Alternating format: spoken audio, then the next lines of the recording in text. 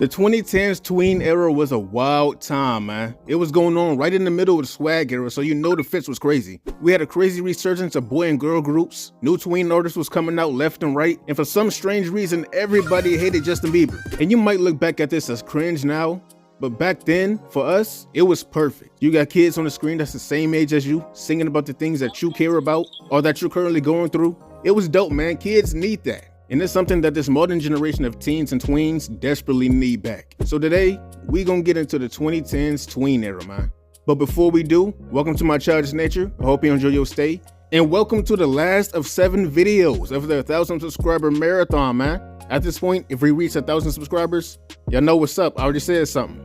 But if we didn't, by all means, we keep it pushing. Now, if you want to help with that goal, by all means, man, subscribe. Let's get this channel popping. With that being said, let's get into the video, man. Shawty, let's roll, roll, roll. I'm good. Now, we cannot get into the tween era without first mentioning Justin Bieber, bro. Popping up on the scene in 2009 with Baby, after getting found on YouTube. In the blink of an eye, dude went from a no-name to one of the biggest stars in the world, while also simultaneously being the most hated star in the world. I don't know what it was, man. Every dude back then hated Justin Bieber, including me, I can't lie. And I don't know what it was, man. Ain't like we had a reason. Maybe a couple years down the line, I get it. But when he first popped off, he was coolin', man. Was it hating? It was probably just hating. And you could have been a hater all you wanted to. But when it came to the music, there was no denying that dude had hits. We had Any Meanie with Sean Kingston, One Time, which has always been one of my favorite songs from Little Justin, man. One Less Lonely Girl, which low-key sound like a Chris Brown song. Like, I wouldn't be surprised if this song was made for him and he just turned it down for whatever reason. He had that song Rich Girl with Soulja Boy. Y'all remember that? No? Okay. And of course, I could not go without mentioning the certified classic, Never Say Never, man. If you a 2000s baby, you know this song word by word, especially when it comes to Jaden's verse. I remember hearing this song for the first time as a JB hater back in the day. And I could not hate on this song, bro. This was just one of them songs you couldn't deny. It hit. With the success of a Justin Bieber, we started to see more and more young artists emerge out of nowhere. The first one coming to mind being Cody Simpson, who blew up with his hit All Day. I remember the first time I heard this song on So Random. Man, y'all remember So Random? It was only on for like a year, but I remember watching it religiously back in the day. The performances at the end is how a lot of us got hip to our favorite artists back then. And Cody Simpson with this song was no exception. The first time I heard this song, I was addicted, man. After watching this episode, I swear I was in my kitchen doing a whole hour-plus remix to this song. But other than Cody, we had Cherish, who dropped Pyramid with IAS. And I tell you what, this song still hit. It do. We had Khalil with Hey Lil Mama. Miss Shawn with Turn It Up featuring Roscoe Dash. Juwan Harris with Keisha.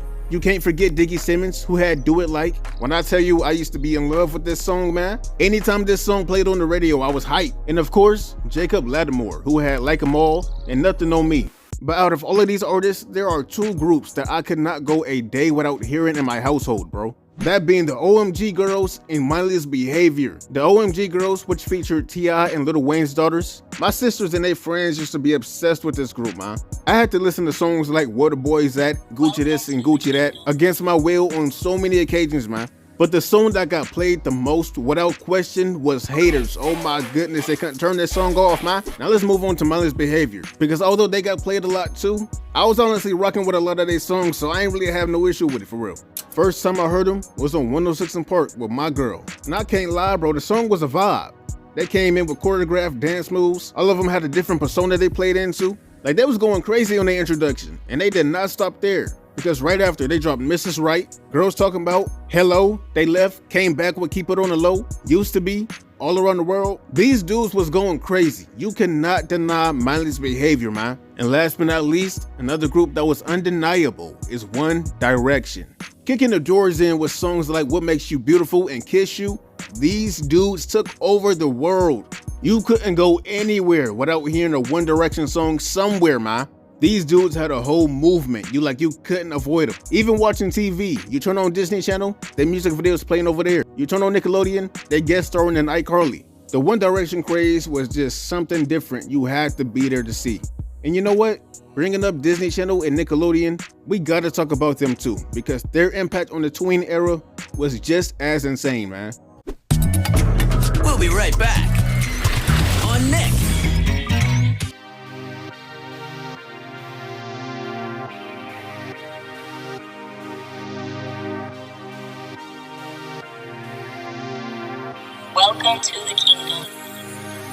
I don't know what was up with Nickelodeon and Disney Channel at this time, but they decided to drop nothing but hits during this era, man. Starting off with Nickelodeon, the first person that comes to mind is Miranda Cosgrove, who came in with a slight punk aesthetic similar to something like Avril Lavigne. But hey man, she was doing her thing, dropping hits like About You Now, Dancing Crazy, Rain and Sunshine off the Cluttered with Meatballs soundtrack, which is just so adorable, man. Like, this song sounds like happiness in song form. Now, staying with the cast for iCarly, y'all remember when Jeanette McCurdy was dropping music, man? Popping out making country music. Now, this is news to me because I don't have a single memory of her songs coming on after commercial breaks at all. But then again, I barely had cable, so of course we cannot talk about Nickelodeon without talking about Big Time Rush, man.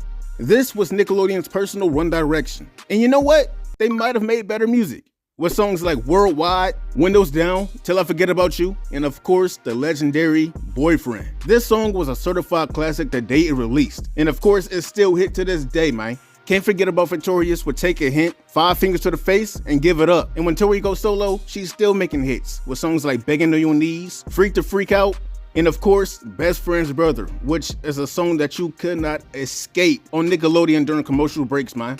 I swear it was on 24/7, that song will forever be stuck in my head. Now moving on to Disney, who was still holding on to their juggernauts from the 2000s, with Miley Cyrus and Selena Gomez. On Miley's side, she was going crazy with Party in the USA, which is still a classic to this day. And of course, The Climb, bro. The Climb, bro. This is easily the best song to ever come off that channel. There is no debate, man. But of course, with Miley, you don't just get her, you also get Hannah Montana, who gave us hits like Ordinary Girl, Gonna Get This with Ayaz, and I'll Always Remember You, the song that closed off the series of Hannah Montana. Selena came in and took over the commercial breaks in 2011 with songs like Who Says and Love You Like a Love Song. That whole summer was nothing but Selena, man. Now, other than the heavy hitters, Randy Rodriguez had that one song. Y'all remember that one song?